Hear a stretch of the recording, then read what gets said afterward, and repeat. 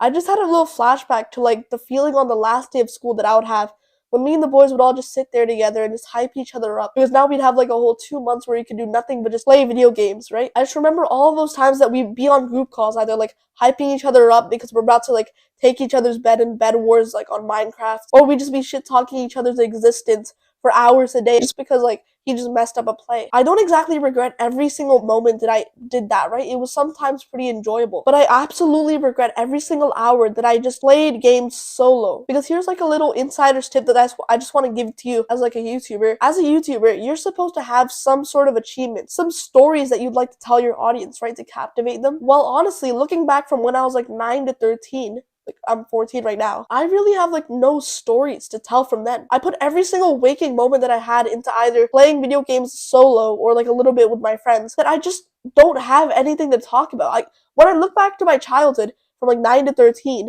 it's just sort of blurry. It's like I don't remember anything. And how weird is that? How weird is it that every single time that we played video games, it was kind of fun then, but when we look back on it, we don't really remember any of it. It wasn't really that fun. So I just like to ask you, why are you still doing this to yourself? And so if you clicked on this type of video, you probably have some skepticism over like your addiction, right? Because you're addicted, right? As much as you tell yourself that, oh, it's just an hour a day, it's more like 8. And second of all, it's not really that fun anyway. So I just want to give you the brutal truth. When I quit video games, which was about a year ago, I realized something that I will genuinely just change your life. Leveling up in real life, like in this way, is almost exactly the same as it is in video. But in general, it's really just the exact same thing. All you really need to do is to just grind and get XP in like a certain skill in life, and then you'll automatically just level up in it. So here's like a little visualization I just want to give you. Just imagine that all the skills in real life, like there's school, there's social skills, there's your focus, there's like your productivity, there's your fitness, all these sort of things in your life.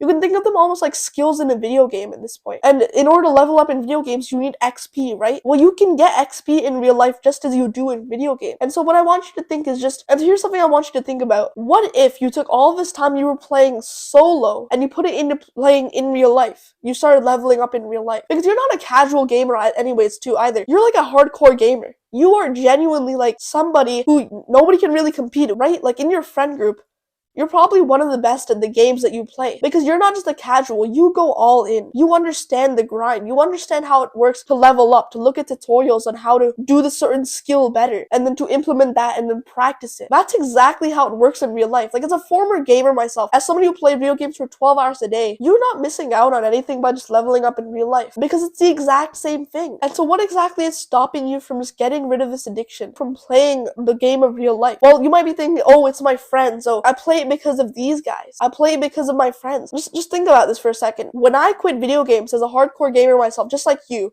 like I was playing 8 hours a day, like easy talk, bro. I was playing with the same people every single day for years. It had been like 2 years at that point. And when I quit video games, they would DM me after school like, yo, you want to play? I would just respond like, no, I can't play right now. I don't want to play. I'm trying to change up my life, whatever. They DM me for approximately 4 days. After 4 days, they legit just forgot about me. Just imagine that. I'd been playing with these people for over 4 years, and we didn't exactly hang out with each other in real life because we'd moved, but we would play every single day. And yet, after just a few days of just not playing, they just forgot about me. And that's exactly what will happen with you. I guarantee it. If you get off of video games, in less than a few days, they will just forget about you completely, because they don't have the attention spans to remember you. And even more brutally honest truth that I want to give to you right now, they aren't your friends. You aren't friends with them when you're playing with them for like 8 hours a day. You're friends with the video game. You're friends with the substance. When a friendship is based around some sort of addiction, whether it be video games, you aren't really friends with each other.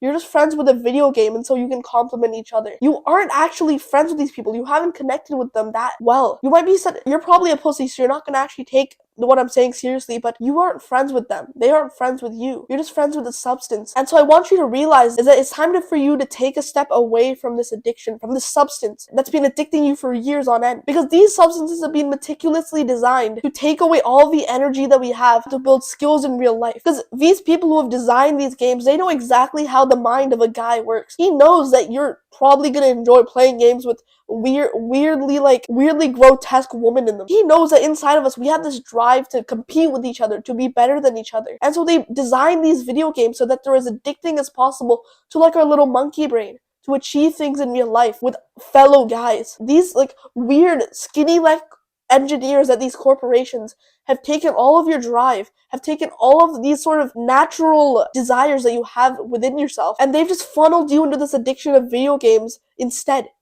So instead of leveling up in real life, you've just been leveling up in the video game when it is literally the exact same thing. And so here's the thing that I want you to take away from this video. Guys like us, we have two paths right now. We have the path of pleasure and fake connection, choosing to do the things that feel good, to choose to cope with all these bad habits, or you have the chance to actually level up in real life. Because here's the thing, when I quit video games, I just started leveling up in real life, and it works the exact same way, and you feel 10 times better about it. You can level up in the game or in real life. You can build something in the game. You can build the awesome skyscraper in the game, or you can build a life that you're proud of in real life. When you're on your deathbed, which path would you rather have? The choice is yours, and 90% of people are actually just going to choose the wrong one. So this is your choice, and so you actually have a choice to beat like 90% of people by just choosing the right path. That's all it really takes, and you know it. My goal is to help get 10,000 guys just like you all out of this like addiction rut that you've been going through for the past few years, and to start leveling up in real life. My name's Atharv.